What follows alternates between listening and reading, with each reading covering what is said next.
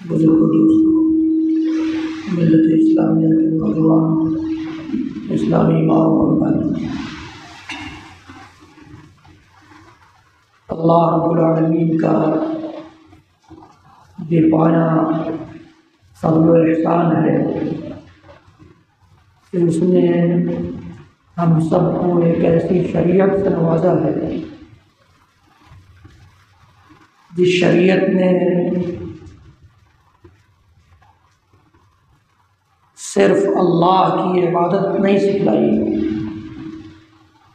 بلکہ اللہ کے حق کے ساتھ ساتھ والدین کے حقوق، رشتہ داروں کے حقوق، عام مسلمانوں کے حقوق بھی سکھلائے۔ اٹھنے بیٹھنے، سونے جاگنے، یہاں تک کہ پاخانہ پیشاب کے طریقے بتائے، رہن سہن، چال چلن اور انفرادی و اجتماعی زندگی بسر کرنے کے طریقے بھی سکھلائے۔ کیسے ہم اپنی حفاظت دنیا کے فتنوں سے کر سکیں، کیسے اپنے گھر والوں اور اپنے بال بچوں کی حفاظت دنیا کی آزمائشوں سے کر سکیں، کیسے انہیں اور اپنے آپ کو اللہ رب العالمین کے لیے، اللہ رب العالمین کی خوشنودی کے لیے، اللہ رب العالمین کے پسندیدہ کاموں کے ذریعے تربیت کر سکیں۔ یہ اللہ رب العالمین نے اپنی شریعت جس سے ہم سب کو نوازا ہے، اس شریعت کے ذریعے ساری تعلیمات دی، اور انہی تعلیمات کی روشنی میں پچھلے 2 یا 3 جمعوں سے خطبوں کا سلسلہ چل رہا ہے۔ سورۃ التحریم کی یہ آیت جسے میں نے سورہ قاف کی چند آیتوں کے بعد پڑھی ہے، یہ موضوع بحث ہے، جس میں اللہ تعالیٰ فرماتا ہے کہ اے ایمان والو، اپنے آپ کو بھی اور اپنے اہل و عیال کو بھی اس آگ سے بچاؤ جس کا ایندھن انسان ہوں گے اور پتھر۔ جس آگ کی ذمہ داری، نگرانی اللہ تعالیٰ نہایت ڈراؤنی شکل کے فرشتوں کو سونپے ہوگا، جو سخت ہوں گے اور بھدی شکل کے ہوں گے، دیکھ کر ڈر لگے گا انہیں، غلاظ شداد۔ اور فرشتوں کی خصوصیت بتائی کہ لا یعصون اللہ ما امرہم ویفعلون ما یؤمرون، اللہ کے حکم کی نافرمانی ان سے نہیں ہوتی، وہ جو کچھ حکم دیا جاتا ہے بجا لاتے ہیں۔ اسی آیت کی روشنی میں گفتگو چل رہی ہے، اور اس گفتگو کے دوران حضرت عبداللہ بن عباس رضی اللہ تعالیٰ عنہما کی حدیث گزری، اور اس ضمن میں اور دوسری باتیں بھی آئیں۔ نماز سے متعلق جو اللہ کے رسول صلی اللہ علیہ وسلم کی ہدایتیں ہیں بچوں کے تئیں، وہ بھی پچھلے جمعوں میں آپ نے سنا۔ اللہ کے رسول صلی اللہ علیہ وسلم کی تربیت کا ایک اور انداز یہ بھی تھا کہ ایک بچہ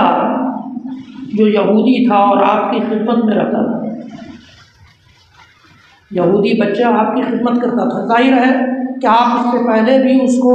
توحید کی اور اسلام کی دعوت دے چکے رہے ہوں گے، لیکن وہ بچہ اچانک بیمار ہو گیا۔ بیمار ہو گیا تو اس کے یہودی ہونے کے باوجود، اس کے گھر والوں کے یہودی ہونے کے باوجود، اس کائنات کے امام خود اس کی عیادت کے لیے اس کے گھر گئے، اس کی عیادت کرنے گئے۔ اس سے پتہ چلتا ہے کہ آس پاس میں، پڑوس میں اگر دوسرے مذہب کے ماننے والے بھی بیمار ہوں تو ان کی عیادت کی جا سکتی ہے، اس میں کوئی حرج نہیں، بلکہ ہو سکتا ہے کہ وہ اس کی وجہ سے متاثر ہو جائے، کہ ایسے مسلمان بھی ہوتے ہیں اللہ کے نبی صلی اللہ علیہ وسلم گئے اور دیکھا کہ یہ تو مرض الموت میں مبتلا، یہ بستر مرگ پر ہے، یہ اب تک کی زندگی اس کی ہے۔ تو اللہ کے نبی صلی اللہ علیہ وسلم نے وہاں بھی اسے دعوت دی اور کہا کہ تم توحید کے قائل ہو جاؤ، لا الہ الا اللہ محمد رسول اللہ پڑھ لو، اشہد ان لا الہ الا اللہ وحدہ لا شریک لہ واشہد ان محمدا عبدہ ورسولہ کا کلمہ پڑھ لو، ایک اللہ کی وحدانیت کی گواہی دو اور میری رسالت کا کلمہ پڑھو۔ تو وہ بچہ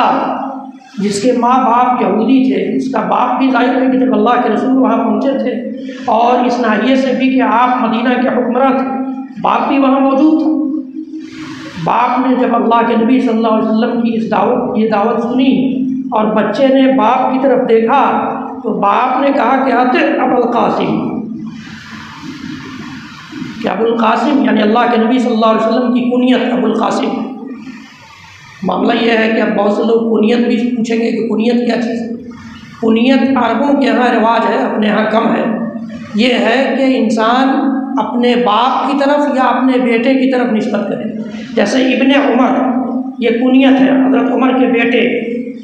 جن کا نام عبداللہ تھا لیکن ابن عمر سے مشہور ہے۔ ابن مسعود ان کا نام عبداللہ تھا لیکن ابن مسعود سے مشہور ہے۔ تو کبھی باپ کی طرف نسبت ہوتی ہے اور کبھی بیٹے کی طرف، بیٹے کا نام مان لیجیے عبداللہ ہے تو ابو عبداللہ۔ تو اس طرح سے اللہ کے نبی صلی اللہ علیہ وسلم کی کنیت تھی ابو القاسم، اور اس کے لیے کوئی ضروری بھی نہیں ہے کہ وہ آدمی صاحب اولاد ہو، عربوں کے یہاں بھی ضروری نہیں ہے، کنیت پہلے بھی رکھی جا سکتی ہے، بغیر اولاد کے بھی لوگ کنیت رکھ لیتے ہیں۔ تو یہ ابو القاسم اللہ کے نبی صلی اللہ علیہ وسلم کی کنیت تھی۔ تو کہا یہودی باپ نے بیٹے سے کہ ابو القاسم کی بات مان لو اور کلمہ پڑھ لو، کلمہ توحید۔ یہ اللہ کے نبی صلی اللہ علیہ وسلم کی تربیت کا ایک الگ انداز تھا، یہ بھی تربیت تھی۔ بچے کو جو بیمار ہے اس سے جا کر کے بیماری کی حالت، چونکہ بیماری کی حالت میں انسان کو اللہ کی یاد زیادہ آتی، وہ دیکھتا ہے کہ میں کیسے مجبور ہو گیا، میں اتنا صحت مند تھا، ہٹا کٹھا نوجوان تھا، بیمار کیسے ہو گیا، میں چلنے کے لائق نہیں رہا، اٹھنے کے لائق نہیں رہا، یہ کیسے ہو گیا۔ اس لیے اسے اللہ کی یاد زیادہ آتی ہے۔ جب بھی انسان کسی پریشانی میں مبتلا ہوتا ہے تو وہ اللہ کی طرف رجوع کرتا ہے، اللہ کی طرف رجوع کرتا ہے۔ یہ ہمارا مشرکانہ ماحول ہے تو الگ بات ہے کہ وہ کسی بابا کی طرف، کسی درگاہ کی طرف، کسی دیوار کو چاٹنے، کسی چادر پر چڑھانے کے چکر میں لگ جاتا ہے، لیکن حقیقت یہ ہے کہ مشرکین مکہ تک، مکہ کے کافروں تک جب کسی پریشانی اور مصیبت میں مبتلا ہوتے تھے تو اللہ کی یاد آتی تھی۔ اذا مس الانسان ضر دعا ربه منیبا الیہ، یہ کیسا انسان ہے کہ جب اسے کوئی مصیبت پہنچتی ہے، تکلیف پہنچتی ہے تو اپنے رب کی طرف لوٹتے ہوئے دعا کرتا ہے۔ جب ان کی کشتی مجدھار میں پھنستی تھی تو اللہ یاد آتا تھا۔ یہی سبب بنا اکرمہ ابن ابی جہل، جو ابو جہل کے بیٹے تھے اکرمہ، ان کے اس ایمان لانے کا، کہ کشتی میں سفر کر رہے تھے، بھاگ رہے تھے فتح مکہ کے بعد کہ اب مکہ میں کوئی گنجائش نہیں ہے سوائے اس کے کہ اسلام قبول کر لیں۔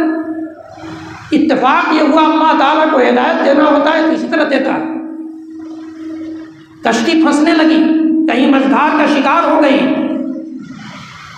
کشتی والوں نے کہا کہ اب کوئی چارہ نہیں ہے سوائے اس کے کہ ایک اللہ کو بلاؤ۔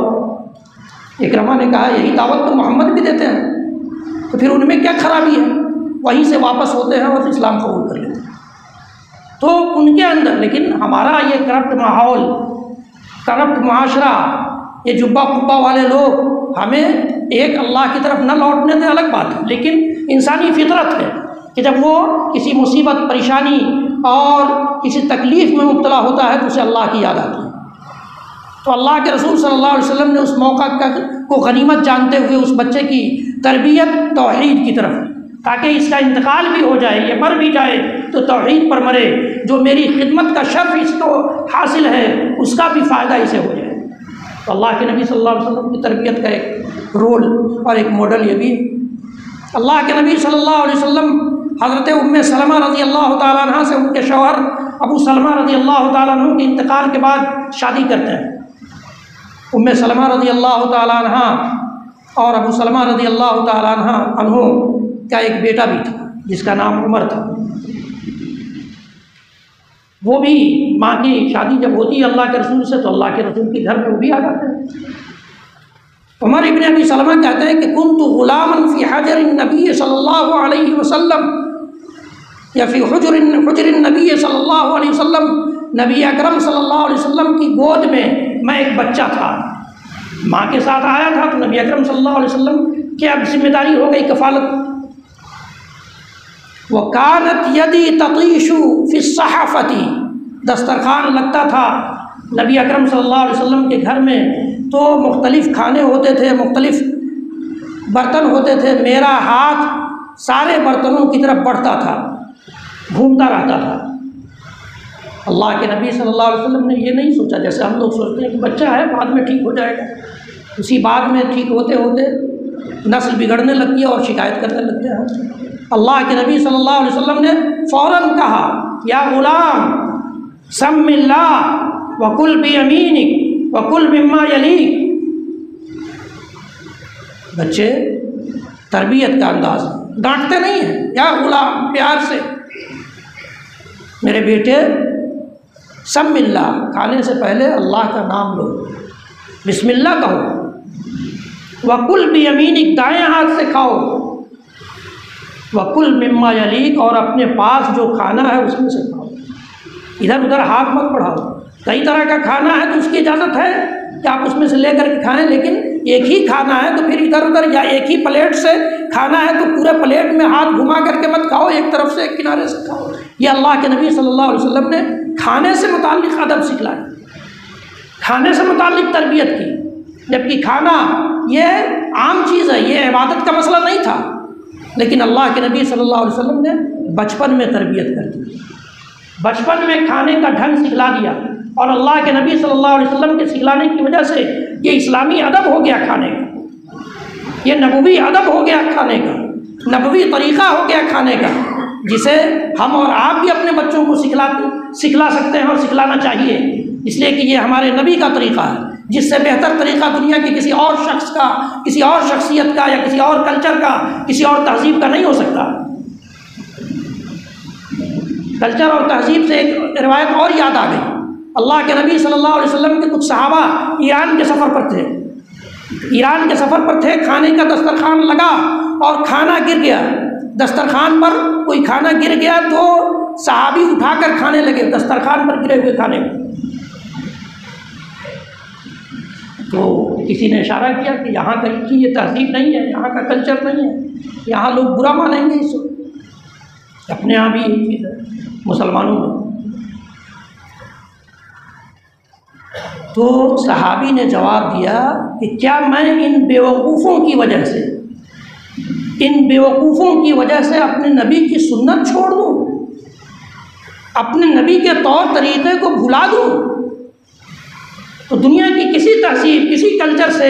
مرعوب ہونے کی ضرورت نہیں ہے۔ ہمارا جو کلچر ہے، جو ہماری شریعت نے دیا ہے، اللہ نے دیا ہے، عرش والے رب نے دیا ہے، اور محمد الرسول اللہ صلی اللہ تعالیٰ علیہ وسلم نے جو سکھلایا ہے، اس سے بہتر دنیا کی کوئی تہذیب، کوئی کلچر، کوئی طور طریقہ، کوئی رہن سہن، کوئی ادب نہیں ہو سکتا ہے۔ اگر ہم رسول کا کلمہ پڑھتے ہیں،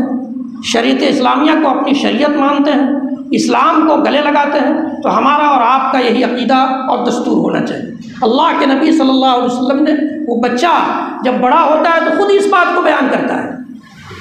خود بیان کرتا، اپنے عیب کو چھپایا نہیں کہ میرا ہاتھ گھومتا تھا دسترخوان پر یا برتنوں میں، چھپایا نہیں اس نے انصاف کے ساتھ یہ بات بتائی کہ میرا ہاتھ چونکہ ہر طرف گھومتا رہتا تھا، اس لیے اللہ کے نبی صلی اللہ علیہ وسلم نے تربیت کی۔ اور صرف اتنا کہہ دیتے اللہ کے رسول کے اپنے پاس کے کھانے سے کھاؤ، کل مما یلیک، لیکن دو ادب اور سکھلا دیا کہ بسم اللہ کے بغیر کھانا مت شروع کرو، اور دائیں ہاتھ سے کھاؤ، بائیں ہاتھ سے نہیں۔ اب تو بائیں ہاتھ سے کھانا فیشن ہو گیا، فیشن ہو گیا۔ اللہ کے نبی صلی اللہ علیہ وسلم نے ایک مرتبہ کہا، کسی انسان کو دیکھا کہ وہ بائیں ہاتھ سے کھانا کھا رہا تھا یا پانی پی رہا تھا، تو کہا کہ دائیں ہاتھ سے کھاؤ۔ اس نے کہا کہ میں دائیں ہاتھ سے نہیں کھا سکتا،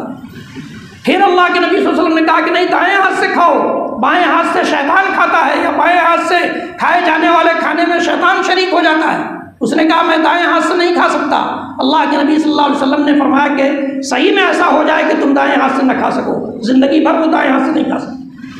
نہیں کھا سکا وہ انسان، اس کا ہاتھ شل ہو گیا۔ تو یہ اللہ کے نبی صلی اللہ علیہ وسلم کی سنت ہے کہ ایک مسلمان جو نبی پر ایمان رکھتا ہے، نبی کا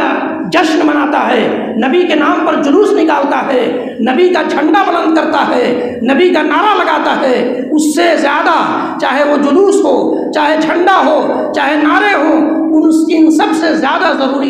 ضرورت اس بات کی ہے کہ ہم نبی کا طور طریقہ اپنے اندر، اپنے بال بچوں میں، اپنے گھرانوں میں رائج کریں، نافذ کریں، یہ زیادہ ضروری ہے۔ اللہ کے نبی صلی اللہ علیہ وسلم نے یہ عمر بن ابی سلمہ رضی اللہ تعالیٰ عنہ کو سکھایا۔ ایک اور روایت، اللہ کے نبی صلی اللہ علیہ وسلم نے حضرت حسن یا حسین رضی اللہ تعالیٰ عنہ کو مسجد میں کھجور کچھ رکھی ہوئی تھی جو صدقے کی کھجور تھی، صدقے کی کھجور رکھی ہوئی تھی۔ حضرت حسن یا حسین بچے تھے، آئے اور اس میں سے ایک کھجور اٹھا کر کے انہوں نے منہ میں رکھ لیا۔ اللہ کے نبی صلی اللہ علیہ وسلم نے دیکھا تو یہ نہیں کہا کہ چلو بچہ ہے بعد میں جان جائے گا کہ یہ نہیں کھانا چاہیے، نہیں، فوراً آپ نے اپنے نواسے کے، ہم لوگ تو بڑا گھوم کے کہتے ہیں نا کہ ہم حسینی ہیں، حسینی ہیں، نبی کی طرف نسبت نہیں، محمدی نہیں ہے، حسینی ہے۔ پتہ نہیں حسین ہی نبی ہو گئے تھے یا کیا معاملہ تھا، پتہ نہیں، اللہ عالم۔ حسینی کہتے ہیں اپنے آپ کو۔ حضرت حسین رضی اللہ تعالیٰ عنہ کی تربیت اللہ کے رسول صلی اللہ علیہ وسلم کرتے ہوئے ان کے منہ سے وہ کھجور نکال دیتے ہیں اور کہتے ہیں کہ نحن لا ناکل الصدقہ، ہم نبی کے گھرانے والے صدقہ کا مال نہیں کھاتے، یہ ہمارے لیے حرام کر دیا گیا ہے۔ تخت عربی کا لفظ ہے جس کا مطلب ہوتا ہے چھی چھی، اگل دو اسے نہیں کھانا چاہیے۔ یہ اللہ کے نبی صلی اللہ علیہ وسلم نے بچے کی تربیت کی۔ ہم میں سے کتنے مسلمان ہیں جو نبی کے نام پر جشن مناتے ہیں، نبی کا جلوس نکالتے ہیں، نبی کا جھنڈا اٹھاتے ہیں، نبی کا نعرہ لگاتے ہیں، اپنا بچہ کوئی حرام کام کر رہا ہے، غلط کام کر رہا ہے، اس کو روکتے ہیں۔ بچپن میں حرام کام سے، ناجائز کام سے، غلط کام سے، برے کام سے اس کے ذہن میں، آپ بچے کے ذہن میں یہ بات نہیں ڈالیں گے تو بچہ بڑا ہو کر کے کہاں سنبھلنے والا ہے؟ اس کی برائی اسے کہاں سمجھ میں آنے والی ہے؟ اس کا گناہ اسے کہاں سمجھ میں آ سکتا ہے؟ اس کی حرمت اور حلت کا کہاں پتہ چلے گا اسے کہ کون سی چیز حلال ہے، کون سی چیز حرام ہے؟ یہ تربیت بچپن سے کرنی پڑتی ہے۔ اسی لیے اللہ کے نبی صلی اللہ علیہ وسلم نے بچپن سے اپنے بچوں کی تربیت کی، اپنے صحابہ کی تربیت کی۔ ایک صحابی حضرت بشیر رضی اللہ تعالیٰ عنہ، ان کے بیٹے روایت کرتا نعمان بن بشیر، نعمان بچے تھے تو بشیر آتے ہیں اور پوچھتے ہیں اللہ کے رسول صلی اللہ علیہ وسلم سے، کہتے ہیں کہ اللہ کے رسول، میں اپنا فلاں مال نعمان کے نام سے وصیت کرنا چاہتا ہوں۔ آج کل اپنے ہاں بھی یہ ہوتا ہے، کوئی کسی والدین کسی بچے کو، نوجوان کو زیادہ مان رہے ہیں تو ان کو وصیت کر جاتے ہیں، ایکسٹرا پراپرٹی لکھ کے جاتے ہیں، حالانکہ یہ جائز نہیں۔ آپ دنیا میں جو کر کے جائیں اللہ تعالیٰ کا حساب دینا۔ جو کوئی بھی آپ کا وارث ہونے والا ہے، آپ کے مرنے کے بعد آپ کی پراپرٹی کا وارث ہے، اس کے نام وصیت نہیں کی جا سکتی۔ ایک قاعدہ یہ یاد رکھیں گے، جب بات آ گئی ہے تو بتا دوں۔ اور دوسرا قاعدہ یہ ہے کہ کسی کو بھی آپ وصیت کریں جو وارث نہیں ہے، وارث کو وصیت نہیں کر سکتے، اس کو ایکسٹرا مال نہیں دے سکتے، اور جس کسی کو جو وارث نہیں ہے وصیت کریں گے 1/3 سے زیادہ نہیں کر سکتے، 1/3 سے زیادہ اپنے مال کا نہیں کر سکتے۔ یہ اللہ تعالیٰ نے قاعدہ بنایا ہے۔ یہ پراپرٹی اس دنیا میں ہم چاہے جتنا جمع کر لیں، جائیداد جتنی جمع کر لیں، یہ ہماری نہیں ہے۔ ہم جب تک زندہ ہیں تب تک ہماری ہے، اور ہماری اس دنیا سے جانے کے بعد وہ دوسرے کی ہو جاتی ہے۔ تو جس کو اللہ نے دیا ہے اس کا رہنے دیجیے، ہم کیوں تو اپنے ہاتھ میں لے وہ ذمہ داری؟ ہمیں تو ویسے بھی مرنے کے بعد وہ فائدہ نہیں پہنچانے جا رہی ہے پراپرٹی۔ تو اگر ایسا ہم کرتے ہیں کہ 1/3 سے زیادہ ہم نے وصیت کر دی، یا ایسا کرتے ہیں کہ اپنے کسی وارث بیٹا بیٹی یا کسی بھی وارث کو وصیت کرتے ہیں، دونوں حالت میں ہماری پکڑ ہوگی اللہ تعالیٰ کی۔ اور وارثین کو روکنے کے لیے ایک رواج یہ بھی ہے اپنے سماج میں، وارثوں کو روکنے کے لیے کہ ہمارا بھائی وارث نہ ہو جائے، ہمارا بھتیجا وارث نہ ہو جائے، لوگ کیا کرتے ہیں اگر اولاد نہیں ہے تو کسی کو منہ بولا بیٹا یا بیٹی بنا لیتے ہیں اور اسی کے نام ساری پراپرٹی کر دیتے ہیں۔ یہ اختیار اللہ نے آپ کو نہیں دیا ہے، اگر اس کو دینا ہے تو 1/3 تک، باقی جو وارث ہیں ان کا ہوگا، آپ کا وہ نہیں ہے کہ آپ حصہ لگا کر چلے جائیں، وہ ورنہ اللہ تعالیٰ کے یہاں پکڑ ہوگی۔ میں عرض یہ کر رہا تھا کہ نعمان کے باپ بشیر رضی اللہ تعالیٰ عنہما اللہ کے نبی صلی اللہ علیہ وسلم کے پاس آتے ہیں اور کہتے ہیں کہ اللہ کے رسول میں فلاں پراپرٹی نعمان کے نام کرنا چاہتا ہوں۔ تو اللہ کے نبی صلی اللہ علیہ وسلم نے پوچھا کہ تم اپنی ساری اولاد کو یہ دے رہے ہو؟ تربیت، بچے کے سامنے بات ہو رہی ہے، تربیت ہے۔ تو کہا کہ نہیں اللہ کے رسول صرف نعمان کو دوں گا۔ کہا کہ تو ایسی تقسیم پر یا ایسی چیز پر مجھے گواہ مت بناؤ، مجھے گواہ مت بناؤ، اس لیے کہ یہ ناانصافی ہے۔